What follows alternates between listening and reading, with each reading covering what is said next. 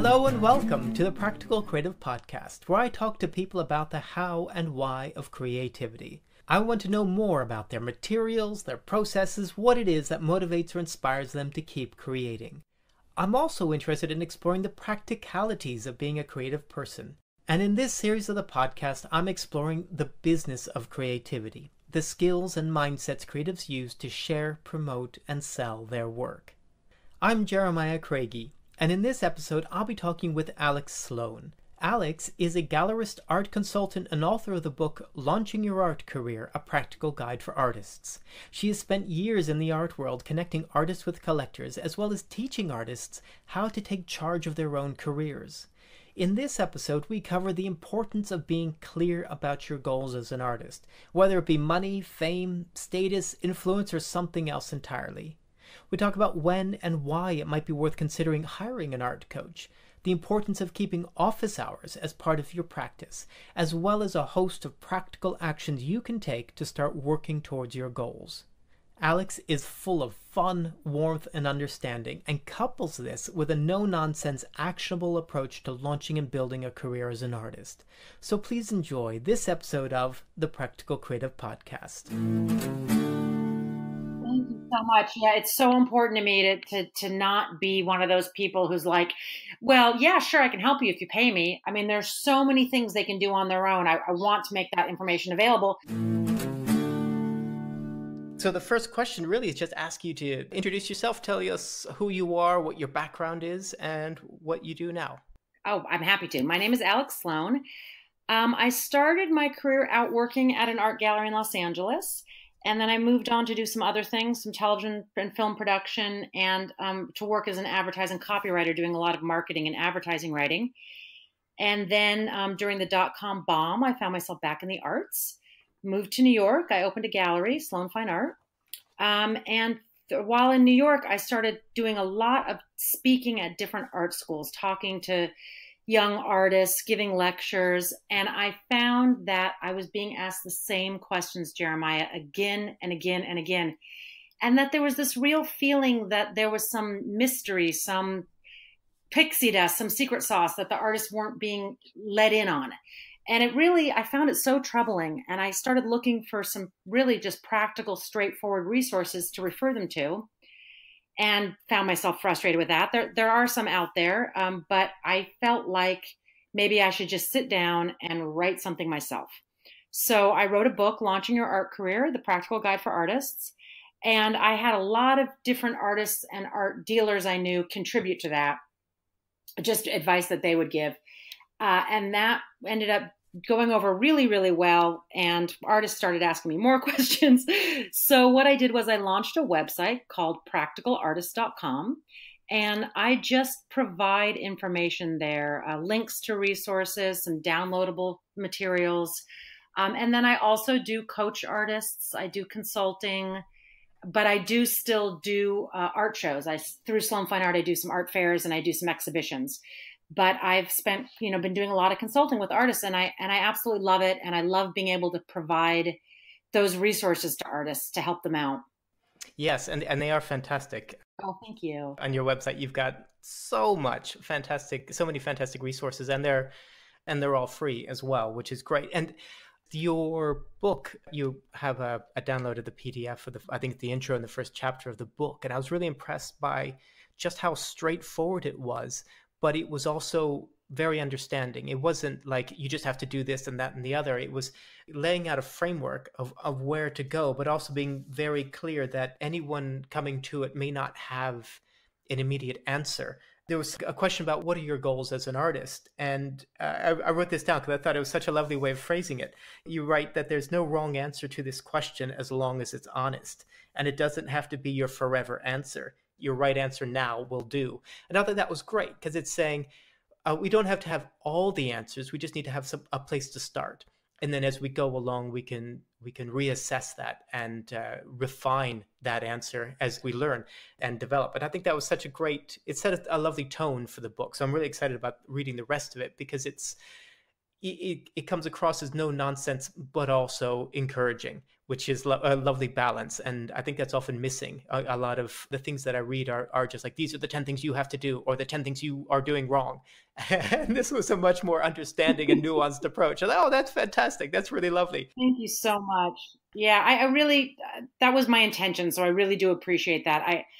I didn't want artists to feel intimidated or scolded or unprepared. You know, we're all winging it here. We're doing the best we can. I just wanted to share what I could to try to be helpful. And also, I've just found in my own life, it has been an interesting journey, and I haven't always known, but I just try along the way to stop and evaluate and figure it out and do my best. And I think that's all that any of us can do. Yes. And it raises an interesting question for me, which is why in the arts and why help artists? And part of that is also wondering, you said that in the dot-com bomb, when the when the dot-com bubble burst, you left what sounds like probably what to a lot of artists would sound like a more stable career, and you went back to the arts. Mm-hmm.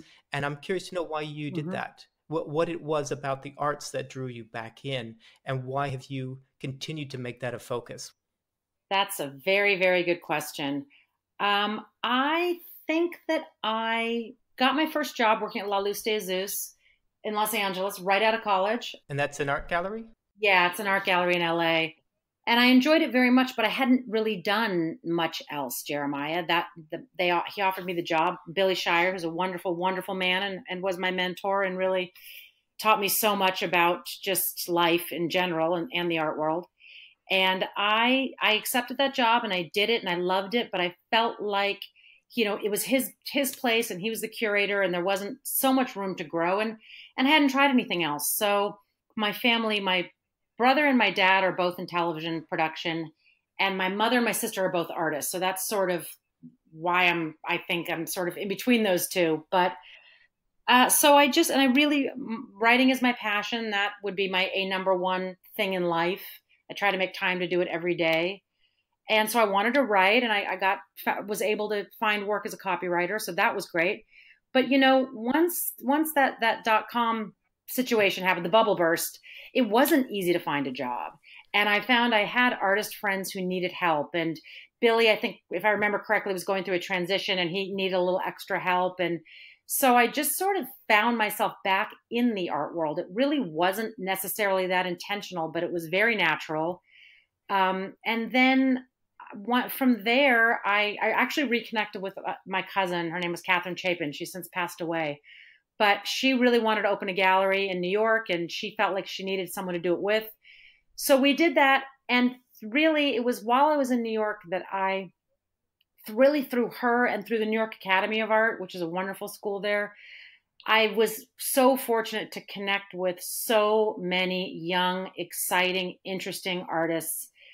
And that really really enriched my life and working with artists. And I like to be helpful. I guess it's my nature.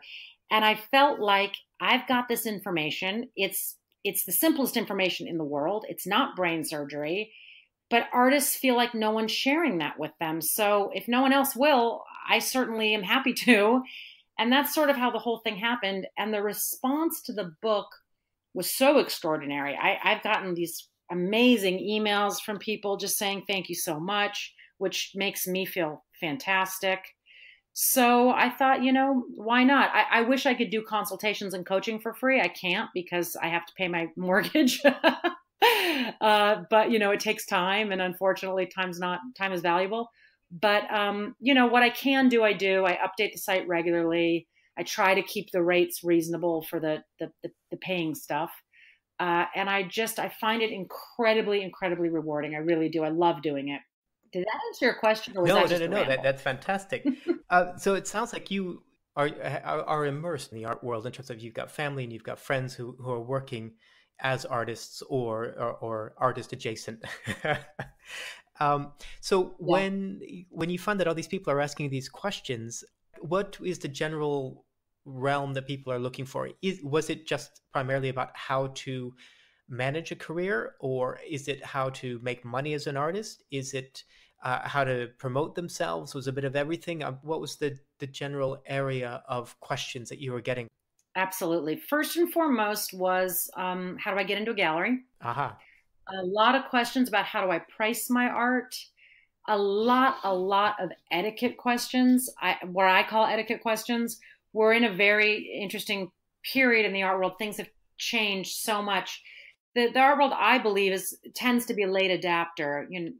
There was a period of time when pretty much everyone in the world had websites, but galleries discouraged artists from having their own websites, and we've sort of gotten on board with technology a little slow, and the advent of the internet has just created so much opportunity for collectors to connect directly with artists, and it's created a little bit of an upheaval in the traditional gallery structure. And I think that's created a lot of opportunity for there to be miscommunications, mishaps, misunderstandings around expectations. So I get a lot of questions about, this gallery asked me to do a show. How does that relate to my relationship with this other gallery? Or how long should I wait until I ask for my work back? Just things like that. So really across the board, but absolutely positively, number one, how do I get my art shown? How do I get into a gallery? And number two, how on earth do I know how to price my work? And then just lots and lots of other questions. And you said you set out to find those answers. How much of that do you feel like you already had from being on the other side in terms of working in a gallery, working for a gallerist? Did that give you a lot of the answers, or was there still a lot that you didn't know that you're still trying to understand, or perhaps even to find almost like a universal answer to, as opposed to, well, this gallery does it this way, our gallery does it this way, so you just got to suck it and see? Actually, what ended up happening is I'd been speaking at schools. I was doing little talks at like SVA and New York Academy of Art and Parsons on different topics like pricing your art and those sorts of topics. So I had a lot of that. And then just from owning my own gallery, I felt like I had my idea in a very sane and reasonable and supportive way, because it's important to me. I feel like the gallery and the artist, it's a relationship, and it's important to be supportive. So I felt like I had all those answers. I felt like I knew what I wanted to say. And honestly, Jeremiah, I sat down, and being a writer and someone who is very, very comfortable writing, so I had that going for me. But I sat down, and within a couple of weeks, I had written the first draft of the book. And I went back over it and read it. And I thought, I'm super, super happy with this. However, I know that other people may have other opinions. So that's when I reached out to 50 artists and art dealers I knew, and 40 something got back to me and agreed. And I just asked them to each write 250 words about what's the one piece of advice they would give, or what had they learned that they wish they had known. And I was blown away by how generous people were with their time and with their experience and their knowledge. And I collected all of that. And the very last section of the book is basically just page after page of those people sharing their experience. The really interesting thing was, almost across the board, it aligned with what my impression was. Which was great for me, because I was like, woohoo, I know what I'm talking about. But also it made me feel so comfortable putting that out into the world. A few people disagreed with a few things, but that's great too, because everybody has a different experience. So I just compiled the whole thing, and that was that. It was surprisingly easy to do, much easier. I write fiction also, much easier than writing fiction. That's great. And I think it's really exciting that you've got so many different viewpoints and a breadth of experience there. Something else that I found on I'm going to quote you back to you, if you don't mind. Yeah, the quote is, "One of the challenges I find many artists face is accepting that the art world is a business." And I thought that really you really put your finger on something that certainly I'm struggling with myself, and I'm finding that in doing interviews for the podcast, I'm finding very interesting responses to how people think about earning money from the work that they create, the creative work that they're doing. And I'm just curious to know why you think that's such a challenge for artists to see what they do as fitting within the concept of a business, or promoting it in a world that will need to view it from a business point of view. That is such a great question. I wish I had a really great answer for that. I mean, I think it's a few things. I think, we're all wired differently. We all are raised differently. Everybody has their own perspective. And so there are some people who just are more business minded or material minded, and others who aren't. I also think that there's this silly myth that artists have to suffer for their work, and nobody wants to be a quote sellout.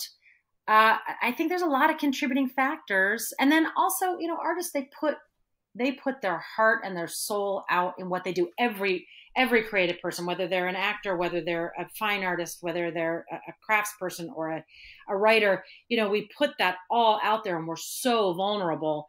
So there's that feeling of, not just will they like me, but oh my God, will they pay me? You know what I mean? So I think there's a lot of different contributing factors, but I find, and then also, to be honest, there are people who sort of have an attitude about it. Like, I'm an artist, I shouldn't have to be a business person also. And I wish they didn't, because it's kind of a bummer that they do. But in this day and age, with all the changes in the art world, galleries aren't going to take care of as many details as they used to. It's just not like that anymore. So, if you do want to make money, you do have to participate in a business. But that's another thing. I always ask artists that I start working with, one of the first things is, what are your goals? What do you want? Because some artists don't care as much about making money. They may have a day job, or they may have other resources available to them, so that it's not a big deal. Some people want to be famous. Some people want to be rich. Some people want to just connect with other artists and be part of a community. There are so many different things that could matter to someone. But if you do want to try to support yourself, no matter where your headspace is, you have to participate in a business and figure out how to navigate that. And so when you're coaching artists, what are the skills that you find that they're most commonly struggling with or missing? No, it's funny because, I do a couple different things. I do one-on-one consultations where I will talk to them, they'll send me all their materials. I'll review it all. We'll talk. And then I'll say, here's what you need to do. And they go away. And that's great. And I have a lot of people who I've done that with, and they come back every 6 months or once a year for like a tune-up. And that's great. Then I have other people who either for one reason or another need me to do a lot more stuff for them. But the coaching people, more than anything, I find it's not about what they are good at or aren't good at or can do or can't do. It's about accountability. They want to have to get on the phone and admit they didn't do their assignment. You know what I mean? There are people who just need to get their head straight, which is pretty much what we do in the one-on-one consultation. Like, here's my recommendation. And by all means, you can disagree, but here's what I think. And we talk it through and sort of come up with a roadmap. And my coaching clients, more than anything, they just want to check in and make sure they're staying on track on that roadmap, and that someone can support them around making tweaks when disappointments come up or new opportunities come up. But the number one thing is accountability. And I really understand that, because as a writer, I'm most productive when I have a deadline. When you have to report to somebody, you get a lot more done. Yeah. And you mentioned creating a roadmap. How much of that is answers provided by the artists themselves? Essentially, like, do they have the answers themselves and you're just pulling them out and sort of asking the right questions? Or are you dictating the roadmap? Are you drawing it out for them and telling them what they should be doing? Most of the time, I find that the artists have the answers to those questions, or most of those questions themselves. What happens very frequently are things like, I don't feel like my website is serving me, or what do you think about my website? They kind of know that there are things that aren't quite working. They're worried about their artist statement or their website, or they're not quite sure about how to, they know how to find galleries they like, but they're nervous about the right procedure for following up. So they know what they want to do usually, or I can help them very, very easily, even just through filling out the initial intake form, they'll oftentimes figure out what it is they want. And then we just sort of talk through it. And I will actually send a follow-up to them that literally says, redo per our conversation, make these changes to your website and I kind of give them little assignments about, pursuing galleries and things like that. So I guess to answer your question, it's a little bit of both, but I do want any artist listening to know that, a lot of that, they've already got a lot of that information. It's just, some people need to talk it through with someone. The other thing I do is every single person who approaches me about a consultation, I encourage them to read the book because it's $12.99 or $7.99 on Kindle. And they may get all the information and help they need through that. And that's a a way more affordable and reasonable way for them to do that. And I'm all for that. I'd rather sell a bajillion books than have a handful of consultations. I would rather help as many artists as possible. So what else are artists getting from, or why would you encourage an artist to find a coach or a consultant? Say they've read the book and they've done their own research online. At what point would they be at a good place to actually look for that sort of one-on-one coaching or input? Yeah, I usually, so to recap, I'll encourage them to read the book, which they may or may not do. Some people aren't readers. It's not available on Audible. And then everything always starts with a one-on-one consultation. And that from there is where like the coaching option might come up, which is really people who feel like, okay, either I know I'm not going to do this on my own without somebody nudging me, or I feel overwhelmed by what might come up or how to navigate this. It's really people who I will say feel like they need that check-in. And some people get that simply by, doing a follow-up once every 6 months or once every year. But there are definitely those people who it's like seeing a shrink, some people just want to get on the phone and talk about it and talk it through. And oftentimes it is like a shrink where they talk it through and they figure it out on themselves. But it's really just for people who feel like they want someone there with them, cheering them on, helping them through, giving them advice along the way. Something weird comes up, they feel like they can reach out and ask, a gallery asked me for this seems strange. What do you think? Just ongoing advice and check-ins, I guess. I understand that you consult with collectors, and I do, yeah. I don't know how that works. It's never been on my radar, even the possibility of communicating with or attracting collectors and thinking in terms of creating work or targeting work towards collectors or having work collected. It seems like something that's reserved for the Damien Hirsts of the world.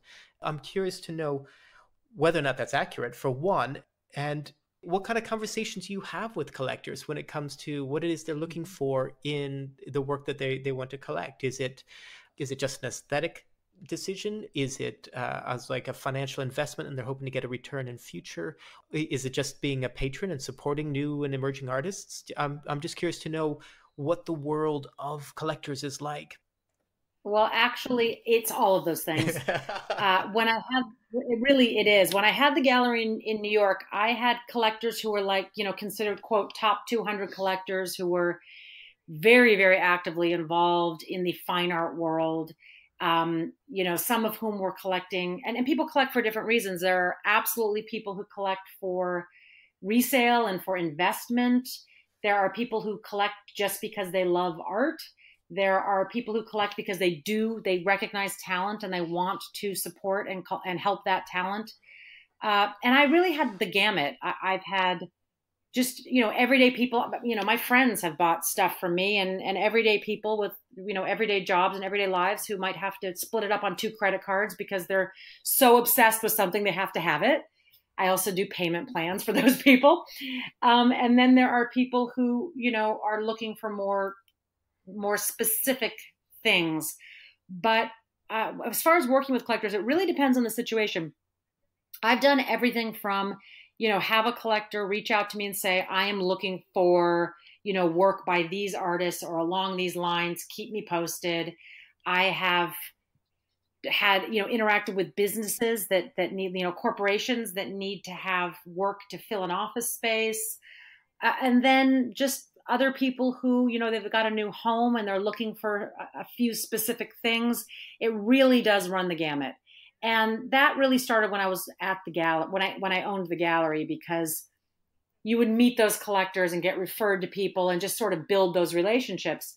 So since I closed my gallery, the physical space in 2012, and now I'm just doing, pop-up shows and art fairs, but those relationships continue. So I'm still able to do that. And I'm actually able to do a little more of it, which is really nice. I enjoy doing it. It's funny. My husband and I just bought our first place and we moved, and we don't have, the wall space is very different. So some stuff is put away.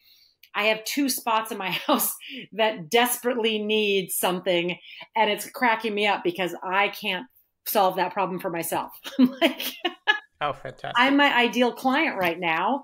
I need something very affordable that would fit here or fit there. And so I'm sort of shopping for myself right now with my own parameters.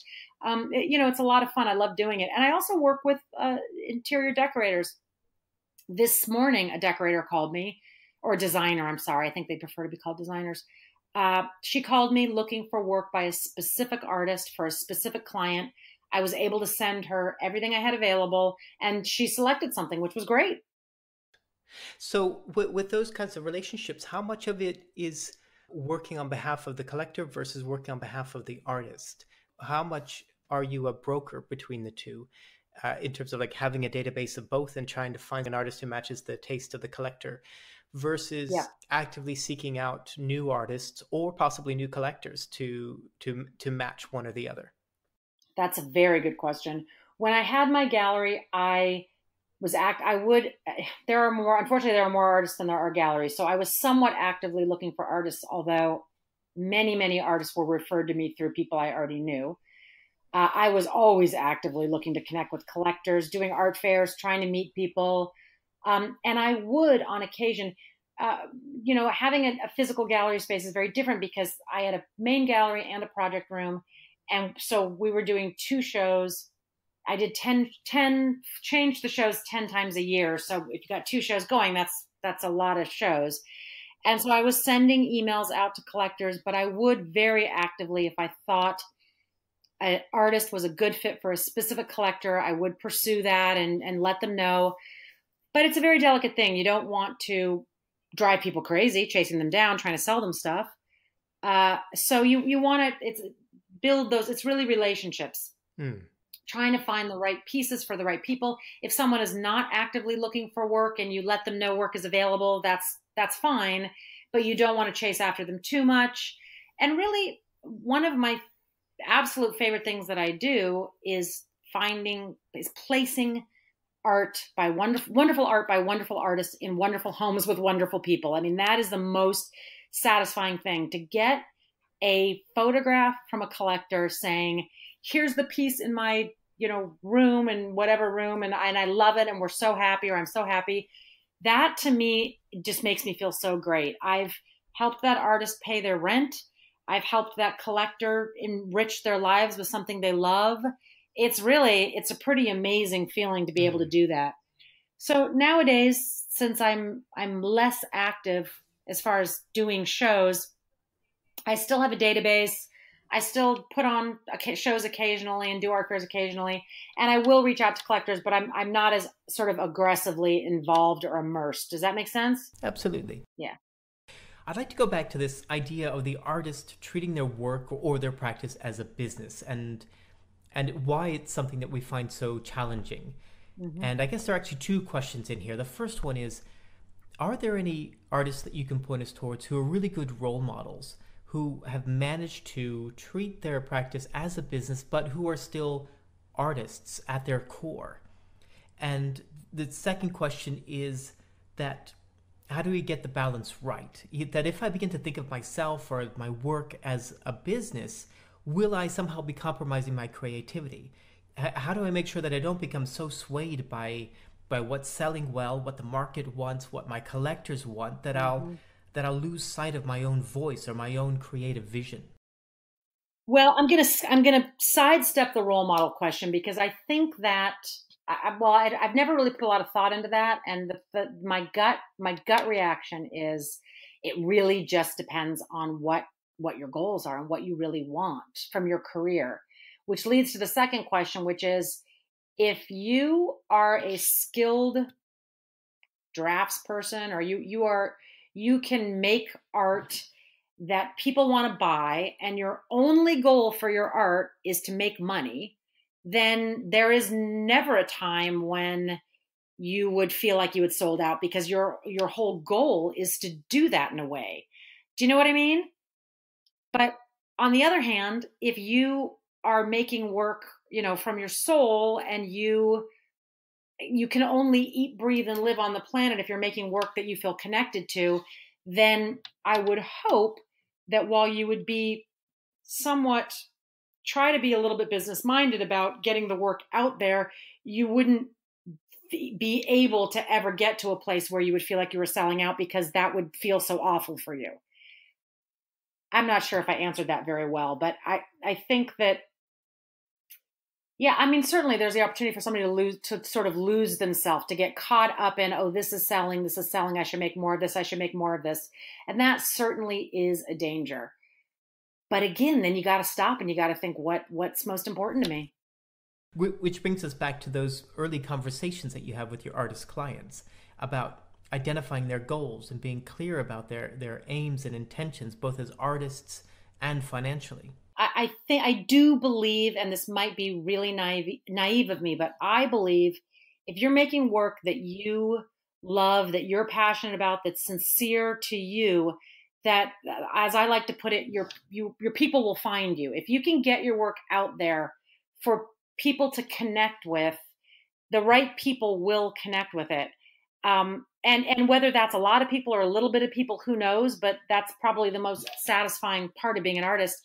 And I can actually give you an example. There's an artist I work with named Aaron Smith. It's Aaron Smith, and his website is aaronsmithart.com in case anybody wants to look him up. He really changed his style. His style evolved and changed from when I first met him in the 90s to sort of the early 2000s. And he went through a very difficult transition where he felt very, very compelled to paint subject matter that was interesting to him. He is a gay man who wanted to paint men. And, traditionally ladies sell better, let's face it, paintings of ladies. He had been painting very, very tight. He had been trained as an illustrator, and he really felt like he needed to let go of that and loosen up his painting style. And he went through a transition, and it was rough. Sales were a little bit rough there during that transition. He was painting in a style that was selling. And he went through a little bit of a transition, but he finally got to the place where he found what was really meaningful to him and was painting that work. And his career really, really took off in a really amazing way. And his people found him. He found people who were loving the work and interested in the work. And I was his gallerist at the time. I worked very, very hard to help him find those people. And now he has a wonderful, successful career painting exactly how he wants to and what he wants to. But he's an artist who definitely went through a period of, going from, selling very well, painting very tight, realistic paintings, to feeling stifled by that and exploring something and going through sort of a scary moment of not a lot was selling. And then coming out the other end. And he does not have very many of the same collectors now that he did before. They're very different because the work speaks to different people. But it's absolutely gorgeous. I don't know if you secretly Googled it while we were talking, but the work is absolutely beautiful and people love it. And we've even had to do prints because he has fans who can't afford originals, and Aaron wants them to be able to have something. So it's been really great. So that's sort of a nice story about, paint what you love, get it out there, and hopefully your people will find you and you'll feel satisfied by what you're doing. So for anyone listening who maybe doesn't have a gallery or collectors, but wants to find and build an audience, where's a good place to start? My answer to that is, depending on your goals, for really pretty much any way you can. social media is an amazing, amazing tool. You can absolutely connect with people who have are like-minded people, have similar interests, and you can share your work online. And that's a wonderful, wonderful way to do it. You do have to be careful if you want to build a community online. You want to not just show your work, but engage and participate in the dialogue and enjoy other people's work and really be a member of that community rather than just throwing your work up constantly and not liking or sharing or engaging with anybody else. But that's a great way. And then also, submitting to open call shows, finding galleries that are taking submissions and submitting there. And then even just thinking about creative ways to get your work seen. Do you have a friend who has an office that has no art hanging in it, where people are coming and going, and you've got a studio full of work? Well, maybe you could hang that art up in their office so people can actually see it. They're just thinking of ways to share your work with the world. And those are definitely a few suggestions right off the bat. And everybody's in a different situation. So limited by geography or what's available to them or whatever their resources are. But I always say, think of any way you can get your art out in the world. I'm a huge fan of trades. I think that artists should trade their work with other artists that they love. I'm a huge fan of that. I think number one, particularly if you have friends who might have other people into their home where your work is hanging up. And also, you never know, you get out of art school and there's a whole bunch of people you're friends with, and you don't know whose career is going to go where. If you've traded a bunch of art, you could end up with something that's worth hundreds of thousands of dollars down the road. You never know. So I say to definitely trade to get your work out there, trade to build a collection of your own, and definitely find people to trade with. That's great, because you also don't know who will see your work in the collection of someone else. That when you trade it, there'll be people who will be seeing the collection of the person you trade it with that you couldn't possibly have anticipated. So you're not only increasing the exposure of your work, but you're also starting a collection of your own. So it's a win-win. But I also love this idea of finding spaces that might need artwork, of essentially asking yourself, where are the eyeballs? Where are a lot of people likely to see my work? You just never know. Really never know. It happens all the time. It really does. And art professionals are out in the world having coffee someplace and going to the dentist. And, you never know where someone's going to see something. Absolutely. I'm aware that a lot of what we're talking about and a lot of the examples that we're using are in the fine art world.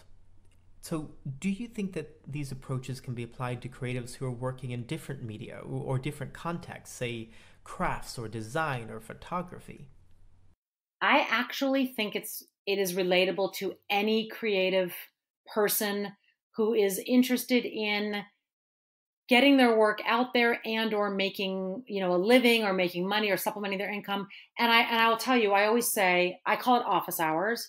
And in your office hours, I always recommend that artists set aside specific time, specific office hours where they do all of those tasks that either don't get done because they're not fun or they don't want to do it, or they put it off, or maybe they start doing and it takes over their life. Like, set aside X number of hours every week and make a list of what you need to do. I need to update my website. I need to research galleries. I need to, whatever it is you need to do. For me, I need to write an outline for the next book. I need to get new headshots taken. Whatever it is, whatever you do, make that list and then just take that time to do it. I need to participate more in social media. I need to get out more to galleries, whatever it is. And I always say, depending on where you're at, if you have a ton of work in your studio and you got nothing happening, then you need to spend a significant amount of time on office hours and less time making art. If you've got an art career happening or whatever you're doing happening, you still need to spend 15, 20, 25% of your time on office hours, because you got to keep your resume updated, your website updated. You have to keep networking. You've got to keep doing all those things to continue to pursue your career. So that's the biggest piece of advice that I can give is set aside that time, consider that time sacred, clock in. I actually know an artist who bought an old fashioned time clock so he could clock himself in and out. Clock in, clock out, keep track. If you've got a friend who's doing the same thing, hold each other accountable. Say, what did you get done this week? And just do that work. And then when you're done with it, you can, wash your hands of it and go into the studio and make your work. Or you can go out to lunch and not feel guilty. I write for an hour every morning before I start my day. And I am so much happier the rest of the day because I don't feel like it's hanging over my shoulder. Same thing with when I need to do tasks. I like to block it out first thing in the morning and get that kind of stuff done. Obviously, I have a flexible schedule because I work for myself. I know not everybody can do that. But even if you've got a day job, wake up an hour earlier or one for half a day on Saturdays, for 4 hours on Saturdays, whatever you can squeeze in, just block it out, do it, hold yourself accountable, and you will absolutely see results. Absolutely. I'm 100% certain of that. So essentially what you're saying is to treat the job of self-promotion, of sharing your work as part of the business of being an artist. Yeah, you are your own, hire yourself to manage your own career. I always try to say it that way, like you are your own client. There are two, there's the artist you, and then there's the you are hiring to do your stuff. And be tough on yourself. Expect yourself to get it done. Yes, absolutely, of course. And that's some really brilliant and inspiring, almost tough love. Because it's a great reminder of the fact that the change we want has to start with us. That if we want our work to go out into the world, then we need to be proactive in making that happen. To at least get the ball rolling, to get some momentum. So Alix, this has been brilliant. This has been so great. And before we wrap up, I'd like to ask, do you have a challenge or an action step for listeners to help them move forward towards achieving their goals? Absolutely. Well, I would challenge everybody, figure out how many hours a week you have to work on your creative venture, whatever that is, and assign a number, 10%, 20%, 50%, depending on, how much help you think you need. And just try it for a month or two. Just try, say you've got 20 hours a week to make stuff. Try spending 15 hours a week making stuff and 5 hours a week working on the business side of it. And try that for a couple months and see how it goes. That's definitely a challenge. And then I know if this sort of goal setting idea is new to anybody, or they're thinking, oh my God, what is it that I want? I do have on my website, which is practicalartist.com, there's a tab, and I'm going to look at it right now to make sure I'm saying the right tab, called resources, free lists and worksheets. And there is a downloadable career goals worksheet in there. If anybody feels like they need a little help getting their head around that, they can download that and fill that out, and that might be helpful to them. And those are two good challenges I can offer. Wow, those are fantastic. Thank you. And I'll be sure to put links to those in the show notes. Great. So if people want to follow you or find out more about you, where's the best place for them to find you online? Oh, absolutely. So the gallery is Sloan Fine Art, and that is sloanfineart.com. On Facebook, it's Sloan Fine Art. On every place, it's Sloan Fine Art. Then if you're more interested in the advice for artists, it's practicalartists.com. And there's links to online courses, and there's downloadable stuff, and there's all sorts of stuff there. And on Facebook, it's Practical Artists. I'm not a big, excuse me. I basically feed all the Facebook stuff out to Twitter. I'm not a big Instagrammer because really, unless I'm doing a show, I don't have that much visual to share except for pictures of my cats, which I could do all day. But so really, I'm mostly on Facebook and then on the websites. And on my Practical Artist website, there's a link to the book on Amazon. Pretty much, I think anything that you would be looking for would be there. Fantastic.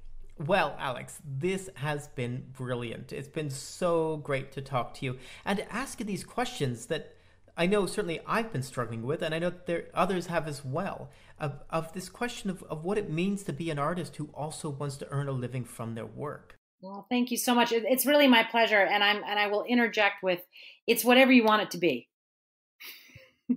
So, you're saying you're struggling with sort of balancing that and figuring out what it means. It means whatever you want it to. You just figure out what feels comfortable for you, what feels right for you, and be sincere and authentic, and work hard and get your work out there. And, not everybody's going to love everything you do, but that's okay. All you can do is your best, right?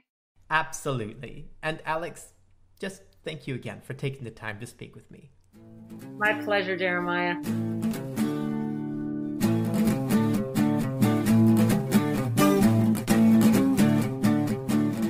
Hey there! Thanks for taking the time to listen to this episode of The Practical Creative. If you'd like to learn more about Alix and her work, you can visit the Practical Creative website at thepracticalcreative.life, where you'll find links to her site and all of the resources that she mentioned in the show. And if you'd like to have a go at Alix's challenges of either dedicating a percentage of your time to your business or getting clear on your goals, you can find written versions on the Creative Challenges page. Just head on over to the website and check it out. Also, be sure to check out the resources page, where I've compiled links to all the materials and services referenced by my guests across the series, including books that they've written on creativity and business, online courses, Facebook groups, and some of my top recommendations for learning more about selling and sharing your work. And if you've enjoyed this episode of the Practical Creative Podcast, it would be fantastic if you would subscribe to the show, share it with a friend, or even leave a review on iTunes. I'd also genuinely love to hear from you about what you found to be exciting, inspiring, or even challenging about these conversations. You can contact me via the website at thepracticalcreative.life. Until next time.